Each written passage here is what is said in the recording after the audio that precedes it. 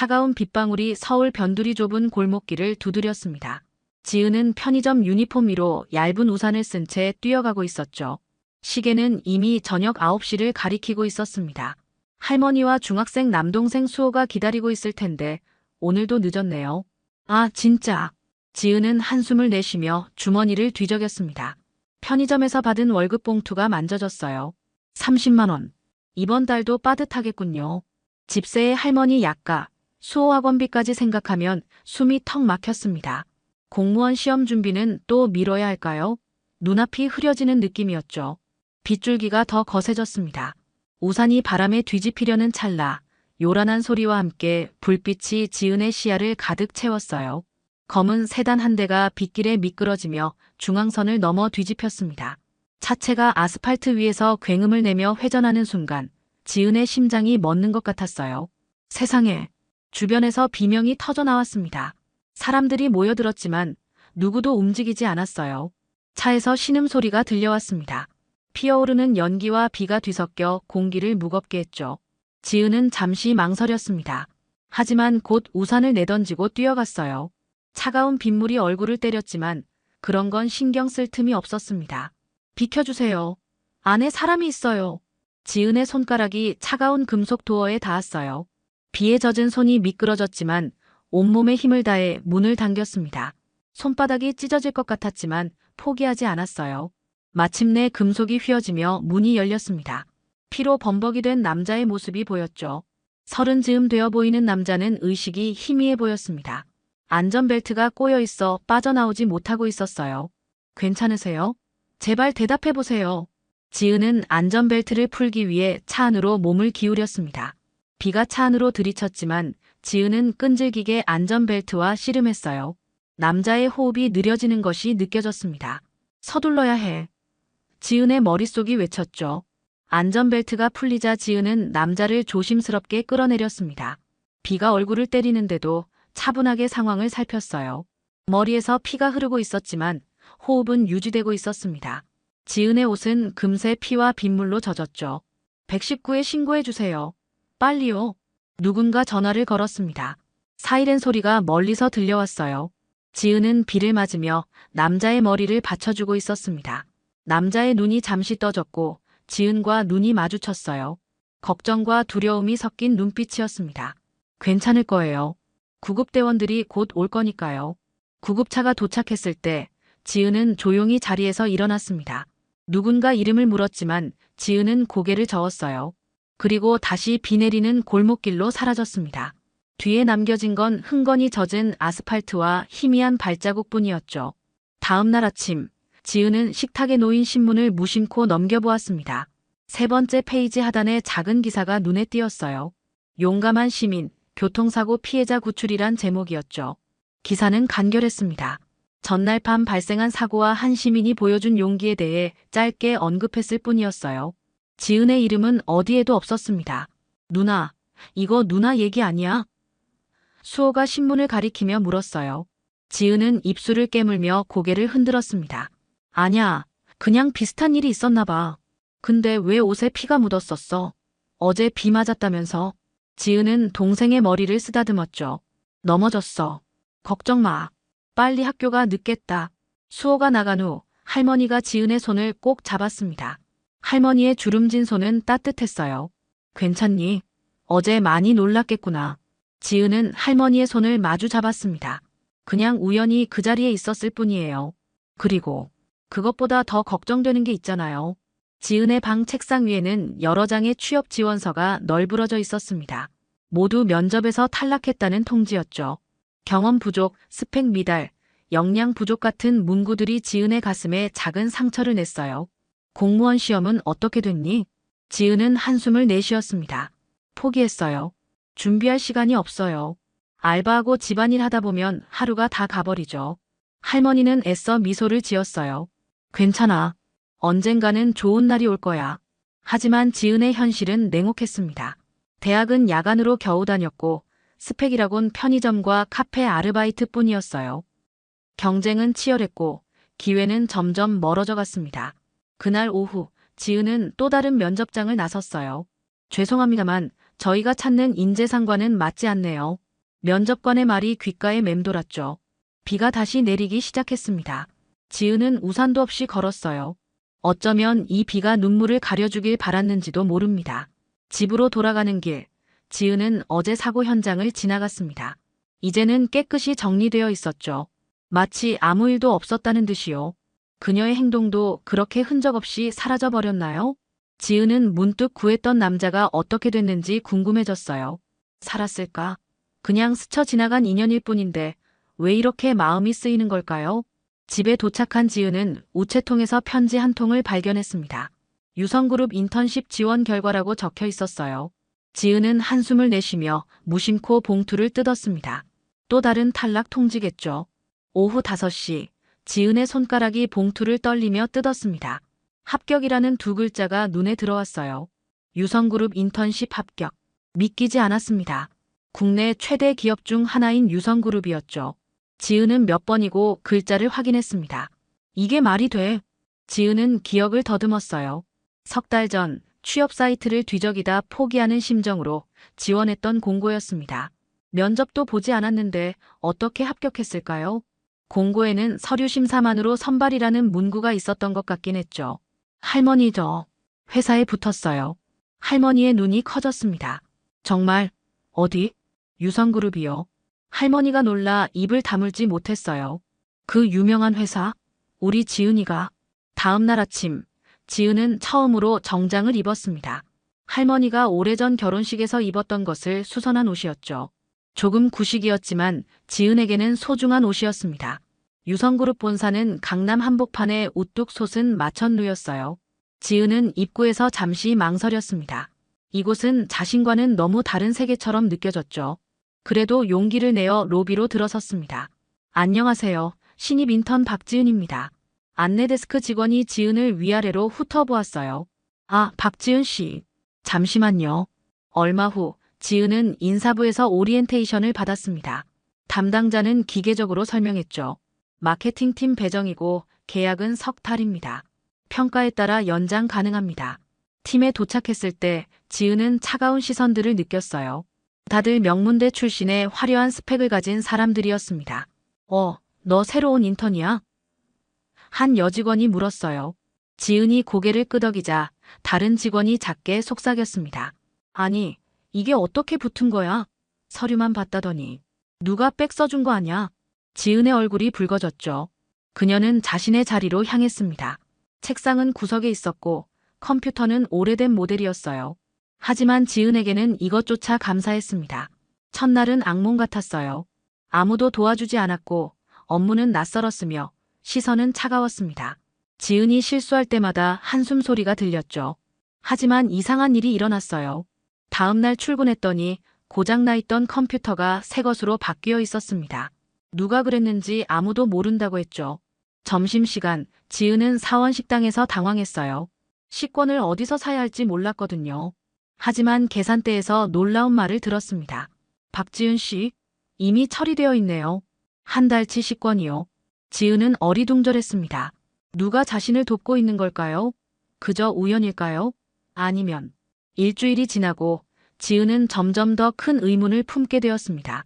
매일 아침 지은의 책상에는 오늘의 업무가 정리된 메모가 놓여 있었어요. 그 덕분에 지은은 빠르게 일에 적응할 수 있었죠. 하지만 누가 남겼는지는 알 수 없었습니다.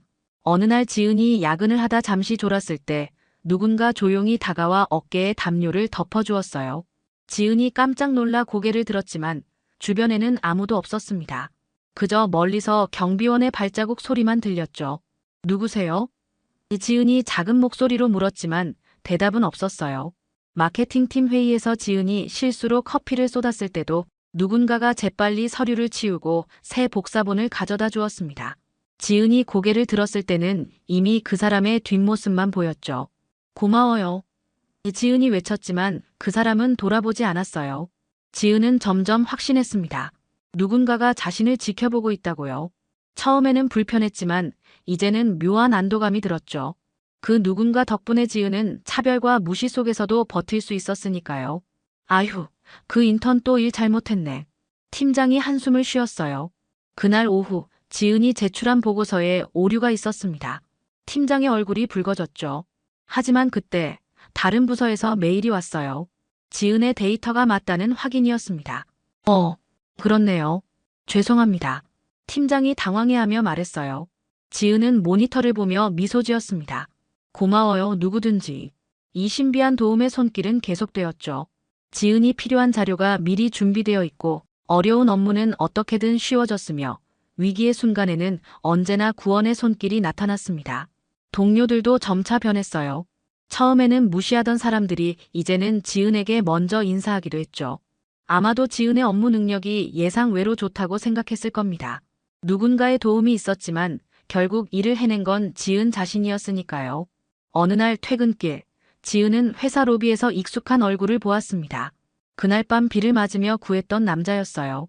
하지만 이번에는 고급 정장을 입고 있었죠. 지은은 놀라 그를 바라보았지만 그는 지은을 알아보지 못하는 것 같았습니다. 설마 이 사람이? 다음 날 아침 지은의 책상에는 황금색 봉투가 놓여 있었어요. 열어보니 회장실로 오라는 초대장이었습니다. 지은의 심장이 빠르게 뛰었죠. 왜 유성그룹의 회장이 자신 같은 인턴을 부르는 걸까요? 지은은 초대장을 들고 엘리베이터에 올랐습니다. 숫자가 올라갈수록 불안감이 커졌어요. 마침내 최상층에 도착했을 때 지은은 깊게 숨을 들이마셨습니다. 이제 모든 것이 밝혀지겠지. 회장실로 가는 복도는 유리와 대리석으로 장식되어 있었습니다. 지은은 심호흡을 하며 비서의 안내를 따랐어요. 발걸음이 무거웠습니다. 왜 회장이 자신을 부르는 걸까요? 혹시 누군가 자신을 도와준 것이 회사 규정 위반이라 문제가 된 걸까요? 비서가 커다란 나무 문을 열었습니다. 박지은 씨 왔습니다. 지은이 조심스럽게 방 안으로 들어섰어요. 예상과 달리 회장은 보이지 않았습니다. 대신 창가에 서 있는 남자의 뒷모습이 보였죠. 어디서 본 듯한 실루엣이었어요. 남자가 천천히 돌아섰습니다. 지은의 심장이 멈춘 것 같았어요. 그날 밤 비 내리는 도로에서 구해냈던 바로 그 남자였습니다. 안녕하세요, 박지은 씨. 남자는 부드럽게 미소 지었어요. 사고 당시와는 완전히 다른 모습이었습니다. 깔끔한 슈트를 입고 있었고 단정한 헤어스타일에 자신감이 넘쳤죠. 이마에 작은 상처 자국만 없었다면 그날의 일이 꿈이었나 싶을 정도였어요. 저는 유성그룹 부회장 강현민입니다. 지은은 말을 잇지 못했습니다. 눈앞의 현실이 믿기지 않았어요. 자신이 구한 사람이 유성그룹의 부회장이었다니. 그리고 지금까지 자신을 도와준 사람도 그였나요? 그러니까 부회장님이. 지은은 더듬거렸습니다. 강현민이 한 걸음 다가왔어요. 그날 밤 당신이 없었다면 난 여기 없었을 겁니다. 지은의 눈이 커졌습니다. 그는 자신을 기억하고 있었어요. 하지만 어떻게 자신이 누군지 알았을까요? 지은은 이름도 남기지 않았는데. 놀라셨죠? 제가 어떻게 찾았는지 궁금하시겠네요. 강현민이 책상으로 걸어가 서류 한 장을 집어들었습니다. CCTV 화면 캡처였어요. 비에 젖은 소녀가 차 문을 열고 있는 모습이었죠. 경찰 조사 과정에서 이 영상을 봤습니다. 하지만 당신은 신고 후 사라졌죠. 제가 좀 찾아봤어요. 지은은 손을 꼭 쥐었습니다. 왜 그랬냐고 물어보고 싶었지만 용기가 나지 않았어요. 왜 도와주셨나요? 지은이 작은 목소리로 물었습니다. 강현민의 눈빛이 깊어졌어요. 당신이 나를 살렸잖아요. 그리고 당신의 삶이 얼마나 어려운지 알게 되었습니다. 지은의 얼굴이 붉어졌습니다. 그가 자신의 가정 환경까지 알고 있다니 당혹스러웠어요. 부끄러워할 필요 없습니다. 당신의 상황에서 그런 용기를 보여준 것이 정말 놀라웠어요. 강현민이 창가로 다시 걸어갔습니다. 그래서 결정했죠. 당신에게 기회를 드리기로요. 강현민은 책상 서랍에서 파일 하나를 꺼냈습니다. 지은의 이름이 쓰여 있었어요. 그는 파일을 열어 천천히 내용을 읽기 시작했죠. 박지은, 어머니는 일찍 돌아가셨고 아버지는 사업 실패 후 연락 두절. 할머니와 중학생 남동생 수호를 부양하고 있음. 야간 대학 졸업, 학점 우수. 재학 중에도 세 곳에서 알바를 병행했군요. 지은이 놀라 입을 다물지 못했습니다. 이 정도까지 조사했다니. 기분이 복잡했어요. 불편함과 동시에 묘한 안도감이 들었죠. 누군가 자신의 노력을 알아봐 준 것 같아서요. 사고 이후 내 비서가 당신을 찾기 시작했습니다. 처음엔 단순히 보상하고 싶었어요. 하지만 당신에 대해 알아갈수록 강현민이 잠시 말을 멈추고 창밖을 바라보았습니다. 당신이 매일 어떻게 살아왔는지, 얼마나 힘들었을지 생각했어요. 그래서 회사에 조용히 추천서를 넣었죠. 그래서 제가 면접도 없이 합격한 거군요. 지은이 작은 목소리로 말했습니다. 강현민이 고개를 끄덕였어요. 하지만 주변에 당부했습니다. 절대 그녀를 돕는 티를 내지 말 것이라고요. 당신이 스스로의 능력으로 인정받길 바랐거든요. 지은의 눈에 눈물이 고였습니다. 처음에는 분노가 일었어요. 자신을 실험 대상처럼 관찰했다는 생각이 들었으니까요. 하지만 이내 그의 진심이 느껴졌습니다. 진심 어린 감사였죠. 왜? 저 같은 사람을요? 지은이 마침내 물었습니다. 강현민의 눈빛이 깊어졌어요. 당신이 나를 살렸잖아요. 이번엔 내가 갚을 차례였습니다. 지은은 숨을 깊게 들이마셨습니다. 모든 게 이해되기 시작했어요. 컴퓨터가 바뀐 것, 식권이 처리된 것, 업무 메모, 그리고 위기의 순간마다 나타났던 도움의 손길. 지은 씨, 솔직히 말하자면 강현민이 진지한 표정으로 말을 이었습니다. 당신은 이미 충분히 능력을 증명했어요. 팀장들의 평가도 좋습니다. 인턴십이 끝나면 정규직 제안을 할 생각이에요. 지은의 눈이 커졌습니다. 정규직이라니. 꿈만 같았어요. 하지만 곧 불편한 마음이 들었죠. 이게 정말 자신의 능력으로 얻은 기회일까요? 강현민은 지은의 표정을 읽은 듯 했습니다. 걱정 마세요. 기회는 제가 만들었을지 몰라도 그것을 잡고 증명한 건 당신입니다. 아무도 당신 대신 일하지 않았어요. 지은은 고개를 들었습니다. 강현민의 눈에서 진심이 느껴졌어요. 그는 지은을 동정한 것이 아니라 진심으로 인정하고 있었습니다. 앞으로도 제가 지원할 겁니다. 학비나 가족 의료비 같은 것들도요. 지은은 잠시 고개를 숙였습니다. 마음속에서 여러 감정이 교차했어요. 감사함, 당혹감, 그리고 묘한 부담감까지. 누군가의 도움을 받는다는 것, 특히 이렇게 큰 도움은 지은에게 익숙하지 않았습니다. 부회장님, 지은이 조심스럽게 입을 열었습니다. 정말 감사합니다. 하지만 강현민은 기다렸어요. 그의 눈빛에는 이해가 담겨 있었죠. 저는 스스로의 힘으로 그 자리에 가고 싶어요. 지은의 목소리는 작았지만 단호했습니다. 평생 자신의 힘으로 가족을 돌보며 살아온 그녀였기에 갑작스러운 도움이 오히려 부담스러웠어요. 기회를 주신 것만으로도 충분합니다. 제가 정말 실력이 있다면 앞으로는 제 힘으로 인정받고 싶어요. 강현민의 표정이 밝아졌습니다. 그는 마치 이런 대답을 기다렸다는 듯이 미소 지었어요. 알겠습니다. 지은 씨의 결정을 존중하죠. 강현민이 고개를 끄덕였습니다. 하지만 한 가지만 약속해 주세요. 정말 도움이 필요할 때는 말해주세요. 지은은 고개를 끄덕였어요. 네, 약속할게요. 강현민이 책상에서 이메일 한 통을 보여주었습니다. 이건 인사팀에 보낸 메일입니다. 당신의 계약을 정규직으로 전환하는 내용이에요. 하지만 이건 순전히 당신의 업무 평가 때문입니다. 지은은 놀라 이메일을 바라보았어요. 정말 자신의 능력을 인정받은 것인지 아니면 그저 호의인지 확신할 수 없었습니다. 강현민은 지은의 마음을 읽은 듯했죠. 걱정 마세요. 이건 진심입니다. 당신의 아이디어가 지난 프로젝트에서 큰 역할을 했어요. 팀장들도 모르게 돕긴 했지만 결국 일을 해낸 건 당신입니다. 지은의 마음이 조금 가벼워졌어요. 강현민은 창가로 걸어가 서울의 풍경을 바라보았습니다. 그럼 나는 그 길을 뒤에서 지켜볼게요. 그가 약속했습니다. 더 이상 직접적인 도움은 없을 겁니다. 하지만 당신이 넘어질 것 같을 때 내가 지켜보고 있다는 걸 기억하세요. 지은은 미소 지었어요. 처음으로 진정한 기회를 얻은 느낌이었습니다. 이제 스스로 걸어갈 수 있는 길이 보였어요.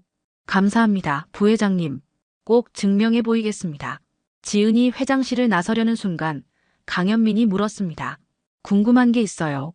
그날 밤 왜 그렇게 위험을 무릅쓰고 저를 구했나요? 지은은 잠시 생각에 잠겼다가 솔직하게 대답했습니다. 그냥 그게 옳은 일이라고 생각했어요. 다른 이유는 없었습니다. 강현민의 눈에 감동의 빛이 어렸어요. 바로 그래서 당신이 특별한 겁니다, 박지은 씨. 3년이 흘렀습니다. 지은은 유성그룹의 마케팅팀 대리가 되었어요. 이제는 개인 사무실도 생겼고 팀에서도 중요한 역할을 맡게 되었죠. 노력의 결실이었습니다. 예전처럼 더 이상 누군가의 도움은 없었지만 지은은 스스로의 힘으로 인정받았어요. 할머니의 건강도 좋아졌고 남동생 수호는 대학에 들어갔습니다. 작은 아파트로 이사도 했죠. 지은의 삶은 조금씩 안정을 찾아가고 있었어요. 사무실에서 가끔 강현민 부회장을 마주치기도 했습니다.